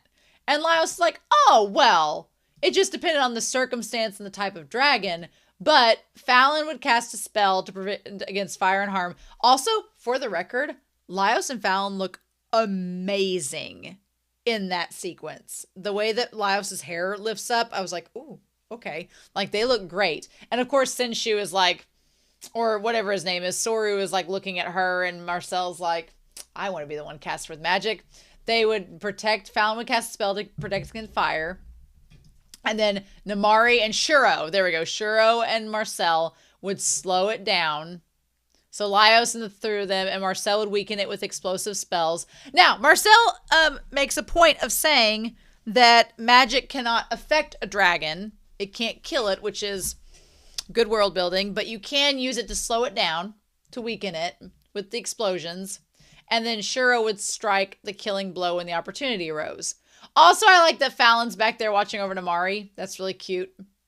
But yeah, and that's how it usually went. Well, 3 of those members of that team are gone. So what do? Dragons are resistant to spells and weapons because of their steel-like scales. You have to go to the underside of the neck. See, to me, I feel like maybe Falin was trying to like weaken that area, or trying to like hang on to that area so that it would, so that the dragon would not be able to digest her. But, and also since she's like, damn, this is a really big dragon. Basically, they come to the determination that in order for them to destroy the dragon, they've got to bring it down to their level And Lios is pretty genius for this. I don't like that Marcille doubts herself. I'm glad that she brings up the fact that she's not as great at defensive spells as Falin, but I'm like, girl, she doubts herself so much. And she's like, well, I'm not as good as Falin. And I was like, oh, come on, girl. Like, I want Marcille to be more confident in herself. And I feel like Falin thinks that Marcelle's amazing and has all the confidence in her. And I'm like, girl, you need to reflect that. So, but Lios is actually really intelligent. He comes to figure out that if we can't meet where the dragon is in terms of height, and Marcelle's limited on what they can do with magic, then we need to use the area around us and our environment to our advantage, which is a great callback to the fact that Cinchi and Lios are both really in tune with using their environments and eating the monsters and all that. And they're like, we could blow up a building, we could use a walkway, we could set off an explosion, trap the dragon. Marcille can make explosions with her magic. So we'll bring the dragon down where we can slice its neck open. Easy peasy. You know, we're in a position where in the city we can make this map. And I love that Lios like details it all out. And he's like, this is how we will use our environment to benefit us. Love it. Freaking love it. I'm like, that's so good. We'll lead it down the path. I like that Chilchek's like, okay, fine, I'll help a little bit. And Marcelle's like, yes. And then Lios asks, why isn't it sleeping? It shields against a dragon something and can shatter a dragon something. She's like, oh yeah, we could use the shield to help ward off the flames. That's perfect. Okay, also for the record, I love that Chilchek, two things. One, Chilchek being like, the moment he's like, we'll use the shield to fill the flames. And since she's like, no, I was like, Chilchek's like, you bitches used my tools to eat crab out of the shell. We're going to use this to defeat the dragon. I love Cinchi being like, I don't want to do that. I was like, Cinchi's eyes in that scene. And then when he has the mouth full of food and his cheeks are stuffed, that was adorable. Absolutely adorable. Other thing that is worth noting is Lios is all about, for a young man who is so knowledgeable of monster trivia, he is the Brock of our team. If we're talking about Pokemon, Lios would be a Pokemon breeder for sure if this were that game. He's all about the birds and the bees with these monsters. I'm like, my dude. So he maps it all out. That shot of the three of them with the map, that's really cute. With the pink background, hell yeah. Meanwhile, since she's like, hey, look, I'm making bread and getting stuff ready because we're going to need all these lovely rolls to help us with our meal if we're going to fight this dragon. And Lios makes a good point. We talked about this at the beginning of the series that, yeah, one of the reasons they lost last time is because they were hungry and not working at peak performance. So I think we can make these cutlets. Also, I love that Chilchek's like, well, don't mind if I do help myself to some wine. And Marcelle's like, no, you are not being hungover for this mission. There is too much at stake. So yeah, dip it in a flour and water batter. We can do that with the frog. Heat up some olive oil, deep fry it. We can do that. Boil down the red wine to make a sauce with the onions. We can do this. Yes. We can dig in. And she's like, the thought of not having to eat monsters soon is so emotional. But then since she says there's still the red dragon, we could eat that dragon. We're not going to let that dragon go to waste. And then Lios gives like this is our final time together as if we don't have 13 more episodes of this season alone. Where he's like, you know what? I love Lios's, what does he say here? I don't have your toy, Huckleberry, so I cannot throw it to you. But I love what he says here. Where he says, look, I doubt I could have made it all on my own. Like, that's so sweet to him. And he says, Cinchi. And he thanks Cinchi, and Cinchi's got his little mouthful of food. He says, you were kind to complete strangers, which is so true. Your cooking not only satisfied our hunger, but lifted our spirits. And then Chilchek's like in the middle of eating, and he's like, we couldn't have made it through. We'd had to take multiple detours, which would cause days of delays, and you were dependable. And Chilchek's like, what? And then Marcille, who was so blushy-faced, I'm sorry for the tough time you had on this unfamiliar journey. I was so moved when you said you'd join me. It's so sweet of Lios. He's a literal little saint. I love him so much. He's so sweet. he's adorable. And they're all like, we weren't prepared for this. This is like when Oikawa shows up in Haikyuu and he's like, thank you for this year. And they're all like bawling their eyes out. You know, they're like, what is this? So yeah, so then the dragon shows up. Now here's the thing. I wanted to see the dragon and what they look like. We see a foot. We see scales. We see part of its body. And there it is. Well, there's all the dragon. Nope, so it's there. It is all there. I was like wanting to see if we got any hint of Falin, but it is a really huge dragon. So what are we going to do about this? Can we defeat it? And Lios is like, we've got to. But don't worry, we've made it this far. We'll do the plan. Marcille take her position, and then we'll just go from there. Okay, and we'll lure the dragon. So yeah, and then we get everybody all in good shape. This is insane. I can't believe we're already getting here. I can't believe we're already at the dragon. Wild. Absolutely wild. So yeah, we're getting a dragon next week. And a fight. And possibly Falin. We'll see what happened with her, if she's still in the belly of the beast or not. Or if this is even the same red dragon. I'm assuming it is. But you know what? Before we get started, we need to have a nice hearty meal to get ourselves ready to go fight some dragons. So that's what we're going to do next. So if you're not sticking around to watch me try to get some hearty pre-dragon battle feasting in, then I hope you all enjoyed this reaction discussion. This episode was great. It gave us so much to look forward to for after the dragon battle is over. And I'm really excited to see how this battle goes down next week. So in the meantime, if you're not sticking around for the food, I'll see you all next week. But let's get down to business and get some grub before we go fight this dragon. Eh? Hey everybody, it is Romania Black and my bromania is here. Yo. Because we're dealing with frying chicken today, which is something I am not as, would you call me proficient? No. No, at all. But my brother has fried chicken many a times, and so I am trusting his expertise as we go through this process. But we're going to be making the giant frog that was fried with onions that Cinchi made in episode 10. We got to gear up before we fight a dragon. We got to sustain ourselves, get some sustenance. I'm super excited. But the good thing about this recipe today is it is super simple and does not require a lot of ingredients, contrary to how it seems. The cutlets you would think is really extravagant and very difficult to make, but I don't think so. So we've got 2 pans here. We're going to be using this one for frying our frog, and we're going to be using this one for making our onions in the wine along with the other things. So what we start out with is salt and pepper, very simple. We need panko, so I like using rice panko. I think that it's a little bit more traditional of what you would expect from the anime, and also it fries up really well. So we're going to be using that. It basically used almost the entire package for this one thing. So I've got it currently out, and I have it ready. That's going to coat our frog when we get to it. We also need half a cup of all-purpose flour, which is the regular flour. I didn't do any substitutions. My brother's like, thank God.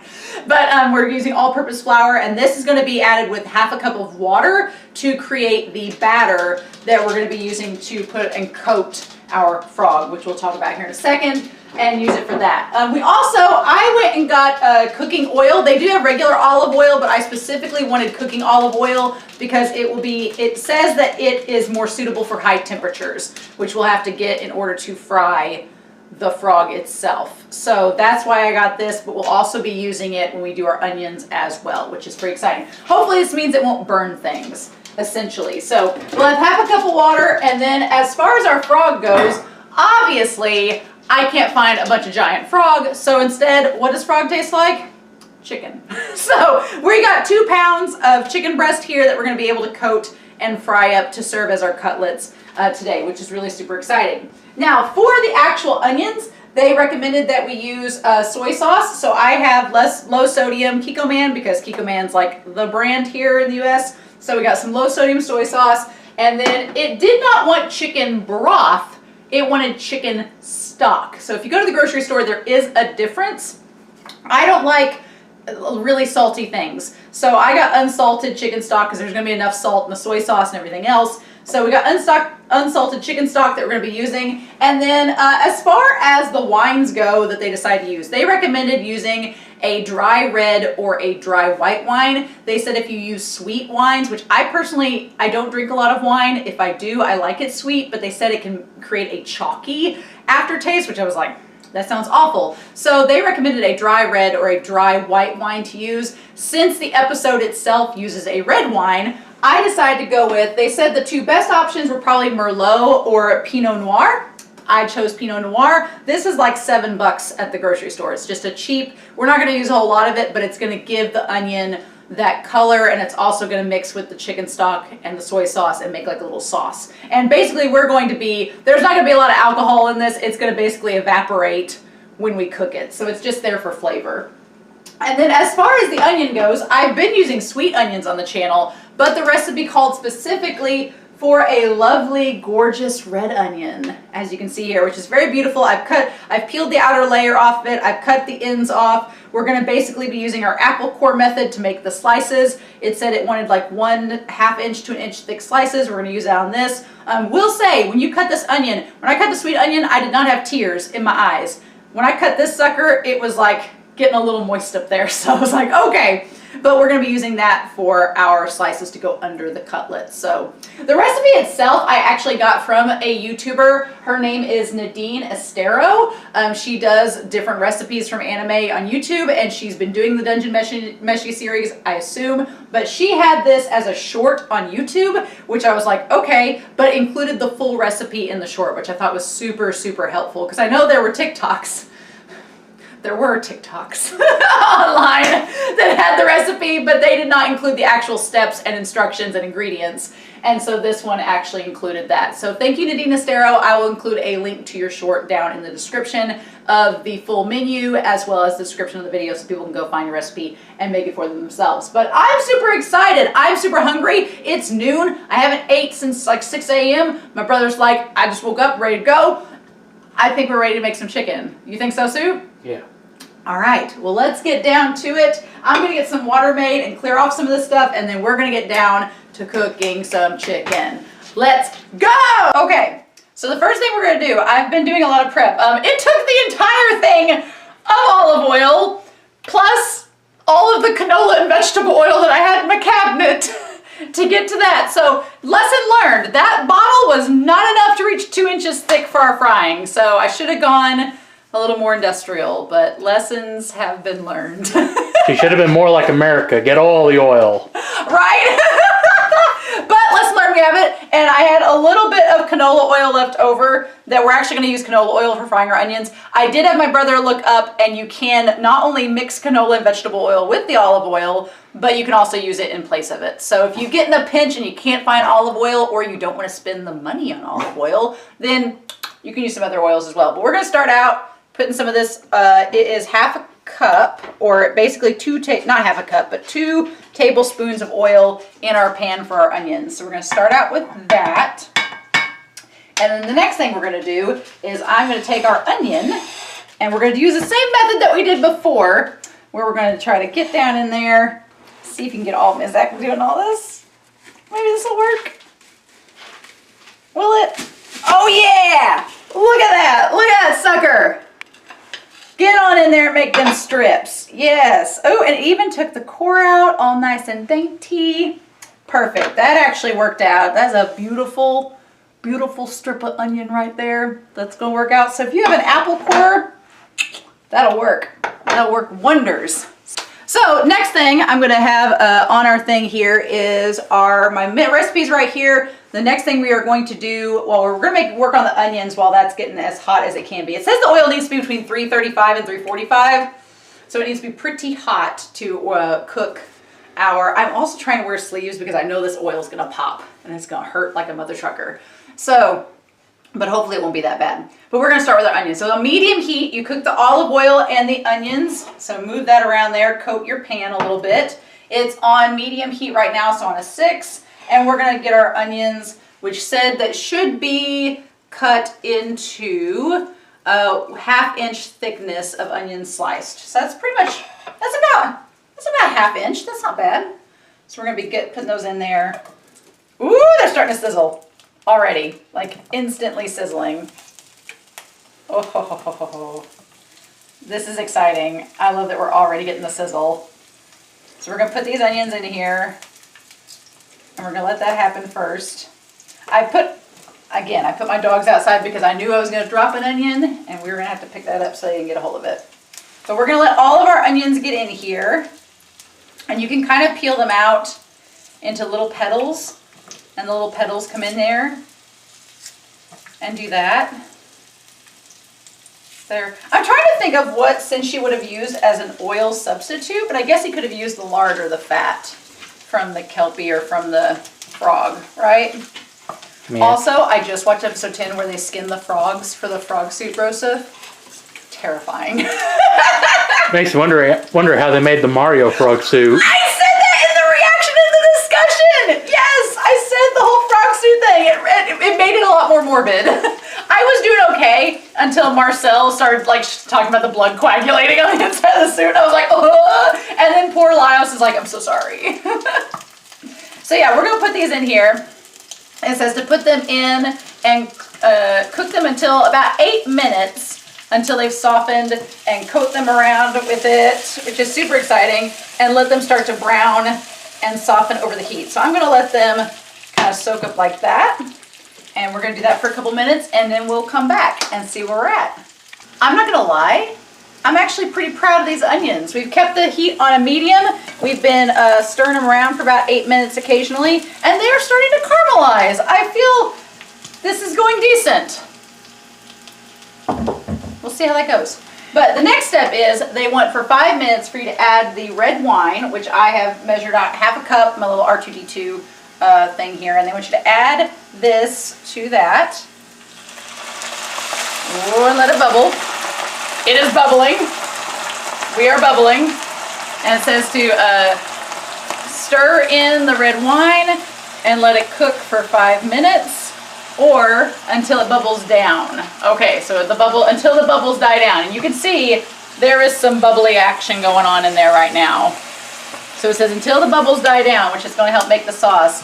I like the idea of doing the red onions with the red wine. It's going to be all, because in the episode it was all like a big red moosh in there. So that's pretty good. That's pretty cool. I like that a lot. Would you wear a frog suit, Rosa, if you had to get past the tentacles that would poison you? I'd kind of just set them on fire. Marcille had a little bit of magic, but she was reserving it for when they fight the dragon. I said set on fire, not use a fire spell. You can make a torch. I guess that's theoretically true. I guess that is theoretically true. In this episode too, we got to talk about the gnome revealing that there's some hidden mystery and stuff, which I'm really excited about the mystery and to see what all goes on with it. But of all the species we've been introduced so far, are dwarves still your favorite? Yeah. Okay. I was talking in the reaction, but I do like how the elves are kind of not what they stereotypically are in like Lord of the Rings. They're usually all depicted as very ethereal and very like can't do no wrong, and Marcelle's kind of a nice counter to that, where she's just always something, she's just freaking out about something. I forgot you're only on episode 10. Yeah, let's keep it that way. I'm only on episode 10. We'll find out more. I have theories. I have many things I talked about in the episode, but we'll find out more as we go. But yeah, look at this. It's starting to like, it's all absorbed into the onions, which is super cool, which I like. Nice. Okay, it looks like we got like maybe a couple more minutes on there. As far as the oil goes, there's some heat radiating off of that. I'm honestly terrified about frying chicken. Bro, you have made Food Wars peanut chicken before, which was absolutely amazing. What is your tips and tricks about frying with oil while we're waiting for these onions? Keep your hands away from the oil and make sure to rotate the chicken every now and then and make sure it gets to a crispy golden brown. My brother makes it sound so easy. He makes it sound like it's just gonna be like, done, easy baked chicken. I do have tongs ready to go at the ready, and also in the oven I do have a baking pan, because it said when the chicken is done, we have 3 pieces of chicken that we're gonna be coating and frying. We got a little baby one, and then we got one for each of us. And so basically, as soon as it's fried, I got the tongs to get it in and out, put it on there and let it cool off for 5 minutes before we eat it and put it on top of the onions. Well, use the baby one as a test so you can see how long it needs to cook in there. That's a really good idea. That's what I do every time. I have to use a piece. The baby shall be the sacrifice! That way I can make sure it cooks all the way through. This is why I brought my brother, because he's thinking. He's thinking. It's the meme of the guy being like, he's got it going on. I'm somewhat of a chef myself. My brother in Cinchi, my brother has like a beard and like the dark curly hair. My brother would you would cosplay really good as Cinchi, actually. You just need to get you like a fluffier beard to go on top of the one you've got. You could be Cinchi, for sure. If I were to cosplay somebody out of the series from who we've met so far, it would probably be Marcille. I'd probably cosplay as Marcille. That or, yeah, it'd probably be Marcille. I was gonna say, Chilchuck would be easy if you had short hair, but Marcille would be pretty. I think I'd cosplay as them. And then we could just like run around a convention fighting all the time. That would be a lot of fun. Okay, so it looks like these are pretty much like everything's boiled down, which is kind of cool. It's back down to the oil. The onions have actually, if you want to get a shot of that, Brosa, the onions have actually absorbed the wine, which is so cool. And so what they're gonna have us do next is I've mixed together the chicken stock and the soy sauce together. It says to add in the chicken stock and soy sauce and cook until the sauce thickens for around 10 minutes. Oh, that's so cool. I love when you add in a liquid to that heat and it just like bubbles. So that's really cool. Awesome. Nice.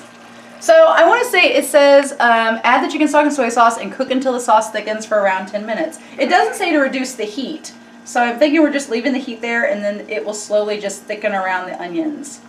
So that's really cool. And it doesn't say to cover either. So we're just going to let that cook for around 10 minutes. Now, do you think at this point that oil is hot enough? There is steam coming off of it. So we think it's probably around the right temperature? Yes. Okay.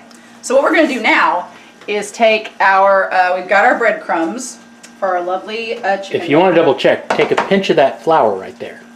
Oh, okay. And drop it into the oil. That's such a good idea. All right. Yep, it's good. Okay, sweet. So it just... It has evaporated. It is good. Oh, awesome. That's so exciting. So, all right. I put in 1/4 of a tablespoon of salt in with our flour. And so the next thing that we want to do, I'm going to grab a fork real quick. And what we're going to do after mixing this up is I will add in the 1/2 cup of water. And just kind of mix up in that slowly but surely. Okay, because we want to get to make, it's supposed to, in the video that she had online, it looked pretty runny because you're getting it coated on the chicken so that you can put it in the panko and the panko 6. So you're wanting to get this, I'm sure I could have whisked it up, but I was thinking fork in the moment. A whisk would have worked just as well. But maybe you don't have a whisk and this is the best you can do. We have to adapt. All right, so that is all cooked up. Isn't white gravy just flour and water? I think so. I don't like white gravy. I'm not a biscuits and gravy type of girl. And you would think being a Midwestern U.S. girl, I would like biscuits and gravy, but I just don't like white gravy. I prefer waffles. I know. I'd rather do a waffle or toast or anything else. I like brown gravy. Like this looks like it's making a gravy, which is cool with the onions. But all right. So we've got this whisked up. This looks actually pretty good. So what we're going to do is we are going to set this aside. Now the first thing we're going to do is take our this sweet baby chicken that is our sacrifice, and we are going to coat that sucker. Now my question is, to get this from here to the thing, should I use my hands or the tongs? Yeah, got tongs. I'm thinking of how Cinchi did it. All right. He is a dwarf. Oh, that's true. They have thick skin. You know what? When you think of it that way, I am a tall man, so that would probably not work as well. Oh, that's coating up real nice. So we're going to coat that sucker in. It definitely takes... I was wondering if it was going to take 1.5 cups of the panko, but yeah, this stuff sticks. Okay. I should have used the tongs from the start. I'm gonna clean my hand off real quick and then we're gonna pop this baby into the olive oil. When I'm cleaning off my hands, my brother's just like soaking in. Okay, moment of truth. Oh! Oh! Look at it! Look at it go! Look at it go! Okay, so it says as far as the cooking goes, it says cook in the heated oil for around 3 to 4 minutes per side, and then until golden brown, and then the instant the red thermometer when inserted reads in the center 165 degrees Fahrenheit. Now, my brosif, you will be proud of me because I went out and got a meat thermometer. Isn't that exciting? My only question is how we're going to stick this meat thermometer in there. Well, that's why you get a plate and you put it right here. Yeah, and just so you could put that on the plate and then put the thermometer into the chicken. How do cooking show people do it? It's called they have help off camera. Yes, no, exactly, right, no, fair. That is crazy how that's cooking. I'm so impressed by that. I'm so impressed. Okay, and this is saucening up into a sauce, so that's cool. It's got a couple minutes left, and then we're going to turn the heat off of it and put the cover over and let that sit. That is so wild. Okay, that's actually really, really cool. I think you can flip it. But it is cooking really fast. Oh! I feel like that's not been long enough. But we can check it here in a minute to see if it's actually... It said 3 to 4 minutes each side. Right, per side. I feel like that wasn't 3 to 4 minutes, but... It said or until golden brown. Yeah, which it is golden brown. This is true. I just want to make sure it's cooked enough on the inside. I wonder if I should lower the heat a little bit. Maybe on there, because I had it on high, so I might have had the oil too hot. As long as it gets cooked on the inside, that's what counts. Yeah. That's so crazy. I've never fried anything with oil before. I'm so excited. Well, okay, I say that. I did fry fish once with oil when I was in college, but I had the temperatures too high, and the fire department isn't right outside our door right now. Look, what happened was I had the temperatures too high, and when I put the fish in, it created this big billow of steam. It wasn't smoke, it was steam. And was it clear or black? It was clear. Maintain that. But I did open up my door to the apartment because the kitchen was right by the door of the apartment, thinking, well, I'll just let all of the steam-ish smoke out. What I didn't realize was that there was a fire alarm for the entire complex right outside our door because we were on the first floor. And it went off, and the fire department came to our entire apartment complex. So, and my roommate told me I could never cook fish again. And Dad said there was easier ways to meet men. There are easier ways to meet men, but this was pre-app days. Okay, so I'm very curious. Oh, look at that! Look at the onions! Look at the sauce that it's made. That's so cool. It's made like a nice little gravy. I feel so accomplished with these onions already. I feel like this is the best cooking of the onions. The patience has worn off. The patience has worked out. It's not worn off on that. Okay, so what we're gonna do is we're gonna turn the heat off of that, or we're gonna keep it on the lowest of lows. And we're gonna put this over it so that the oil doesn't batter off in that. Okay, and now what I'm gonna do is take my little tray out, and we're going to transfer the little piece of, oh, that is, maybe because it's small too. Maybe because it's a small piece of chicken is why it cooked so quickly. Okay, so I'm going to stick this sucker in there. We're going to turn this on.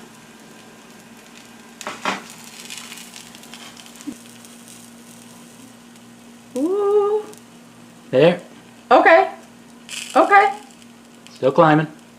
So it's a pretty hot piece of chicken. Okay, 171. Would you consider that done? Yeah. Okay. So we're going to consider that done for the moment. Unless you want to cut it open. Well, I mean, I'm going to assume that, I think because it was smaller, it cooked a lot quicker. So we're going to pop this in the oven for a hot second. And then we're going to go ahead and do, with our bigger pieces of chicken, I think they will cook slower. So, but I could be wrong. All right. Whoop. So we're going to not use my hands this time. They use their hands on the video though, but although this does get it coated a little bit better. All right, and then we're going to pop this into, this little silver pan came with my dishes. I got them at a antique store. There was a giant box of all my dishes that are gray, and they were like $3 for the whole box. Which, oh no, that's getting off.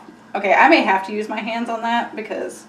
Use your hands, but then put it in the thing with the tongs. Right, because otherwise the batter and stuff's going to come off. Okay, get that all coated up in there.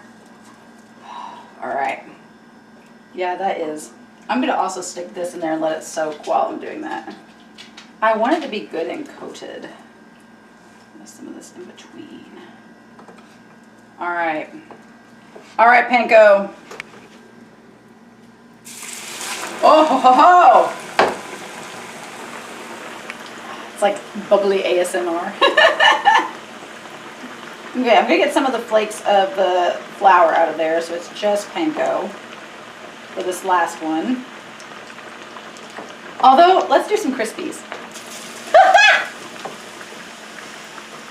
At this point, you can just have fun with it, right? At this point, you just have fun with it. Let that soak up in there. Get it nice and coated. I didn't do the cinchy pat. I didn't pat it with the salt and pepper, but because I put the salt already into the flour mixture. All right, I'll go with this. One thing that I am pretty excited about is that there is not a lot of waste with the flour mixture and the panko. I feel like with the olive oil, it is really, the olive oil was an expense. It was like $30 for that one container, which was pricey. I think you're getting a golden brown over here. All right, we're going to turn that over. Oh, yeah, we are. There we go. I think it could have stayed a little longer, but that's okay. But yeah, I do think that if you're going to make this dish, you do have to invest a little bit in the oil. It would definitely be something if you're going to make it for a special event would be good. I don't know if I would make this. The caramelized onions would make again just for a regular meal. But this fried frog, unless you're going to go fight a dragon or celebrate a very important event, I don't know if I would be making this just like on a whim on a Tuesday. Unless you just had the olive oil lying around and wanted to fry a bunch of stuff. But yeah, we'll get this one nice and panko-y. I used to use a lot of panko in college. I like to make like zucchini fries and things where you chop up like zucchini into strips. My brother's judging me so hardcore right now. But I would strip them in strips and then do like a little egg mixture and just coat them in egg and then coat them in panko, fry them up in the oven. They were so good, and I really need to get back into that because I forgot how much I enjoyed them. It's like the Crispies that you get at like Long John Silver. I am going to flip that back over because I don't think it was fully done, but I like the little ball. I might make some balls, some like fried balls. Are those hush puppies essentially? Am I just making tiny hush puppies? Well, I think it's getting really brown. But it said, well, all right, hold on. It's not as bad. It's not as brown as the other one was before. I think the other one, because it was like a little chunk, I think it cooked so quickly. I think that one will not be as cooked. I think it'll be just more flash cooked than this one. But I'm gonna wash this hand off, and then we're gonna transfer that and check the temp on it before doing the last one. It looks like the stovetop chicken. It looks like the stovetop chicken that's there. Okay. Ooh, I got popped. All right, so, oh shoot, well, there went some oil. We can't have a day without getting something in the way. All right, so we're gonna take that. This is actually kind of hard to grip. Oh, hot, mother trucker. Here, back up a little bit. Okay. It doesn't do like normally, you would think it would just cut out and be, ooh, I don't feel it's done. All right, I'm gonna stick that back in for like another few minutes, and then while we're doing that, I'll taste one of this. I want to taste one of these. It's a hush puppy. I'm so excited. I feel mildly accomplished today. These are actually harder to flip than you think. Wow. I did get a little bit of spillage, but would you be surprised? That was not cooked, so back into the fryer we go. We're gonna let these cook a little bit, but yeah, definitely important to kind of get those in there. There's so much oil spilling everywhere. But we're gonna actually let them sit for a good couple minutes. Meanwhile, I'm gonna take our leftover panko. This is a more messier day than I was anticipating. But we're gonna take this, I kinda wanna make like a little ball. Like little balls of, we've got like a little bit of the flour mixture left over, so I kinda wanna like put that in there and make some panko balls is what I got left. Waste not, want not. We're gonna make like a little ball, like a little hush puppy ball. That. We're gonna see if that works.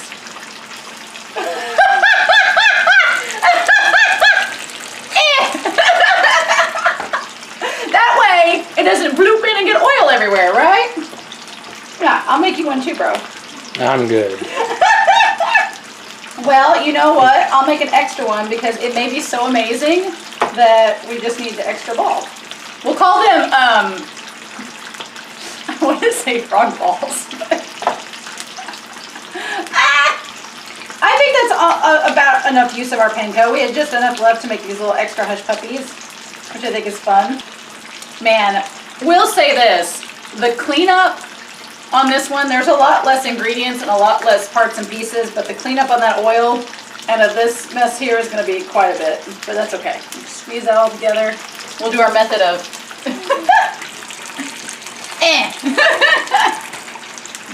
Meanwhile, we're going to turn this one over. And now this one, that is brown. So now we're going to do that. All right. That and you cut it open so all the oil went into the cuts.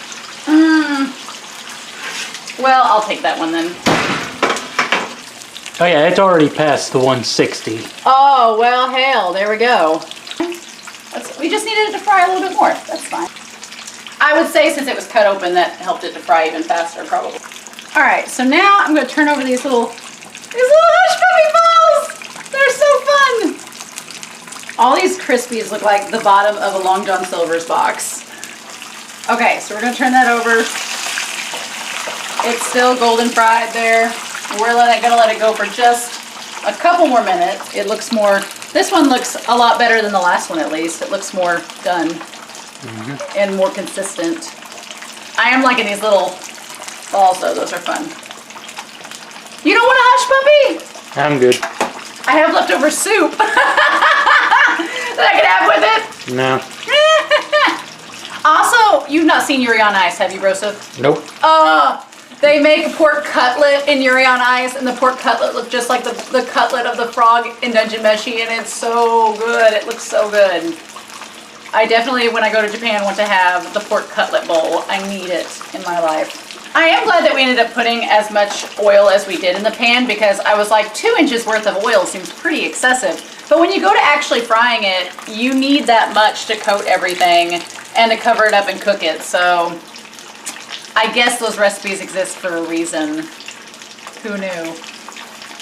I am not going to take for granted the Great British Baking Show ever again because they've had to fry stuff on that show, and when they pop that stuff in the oil and it sinks or floats, it looks so easy.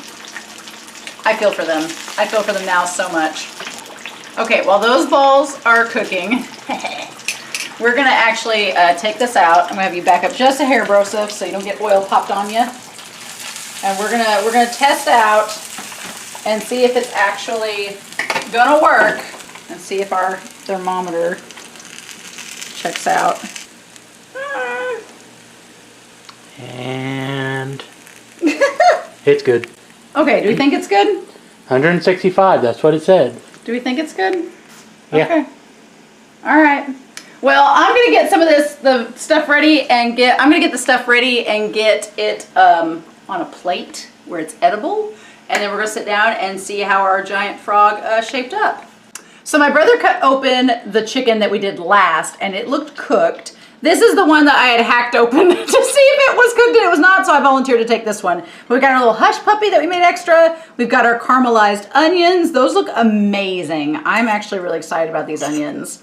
And then we have our dragon feast ready to go. So I want to try the onion by itself first because these look absolutely amazing. Hold the phone. I'm ready to fight a dragon now. I don't even need the chicken. I'm good. These onions are amazing. These turned out so good. The onion recipe that has been on this video, use it. It is fantastic. But we gotta try our giant frog now. This did look like it got burnt, but that's fine. Okay, it looks cooked. It looks cooked though. That's good. It looks like it's been well cooked. That's great. Want to make sure we don't get, ain't nobody got time for food poisoning. So now for the crispiness to see. It is definitely a little bit more the golden brown. It's like caramel brown, but rather be safe than sorry.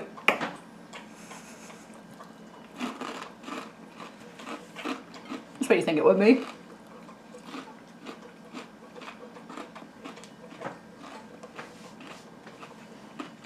It's great. It's great. I'm excited. I want to have it with the onion to know if I'm ready to go tackle this fearsome foe in episode 11. I gotta make sure I get the onion in with it.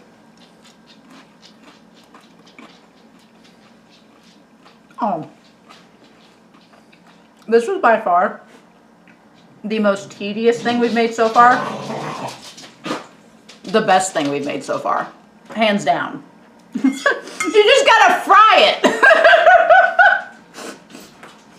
We just gotta fry something.